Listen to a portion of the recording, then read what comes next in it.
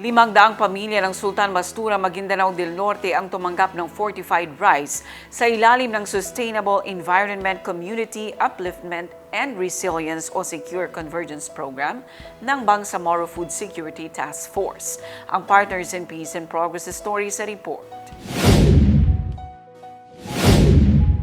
Pinangunahan ng MSSD, katuwang ang World Food Program at ang Local Government Unit ng Sultan Mastura ang ikatlong batch ng pamamahagi ng fortified rice sa ilalim ng Sustainable Environment Community Upliftment and Resiliency o Secure Convergence Program ng Bangsamoro Food Security Task Force noong Pebrero 17, 2026. Kabuang 500 pamilya mula sa Barangay Makabiso at Barangay Tambo ang tumanggap ng fortified rice bilang bahagi ng mga interbensyon sa pagpapalakas ng food security at nutrisyon sa komunidad.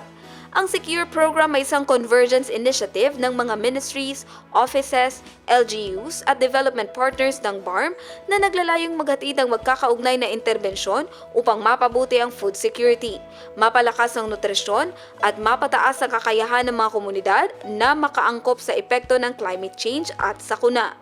Bukod sa MSSD, kabilang sa mga ahensyang bumubuo sa Secure Program ang Ministry of Agriculture, Fisheries and Agrarian Reform o MAFAR, Ministry of Environment, Natural Resources and Energy o MENRE, Bangsamoro Planning and Development Authority BPDA at Ministry of Interior and Local Government MILG na magkatuwang sa pagpaplano, pagpapatupad at pagmomonitor ng mga community-based interventions.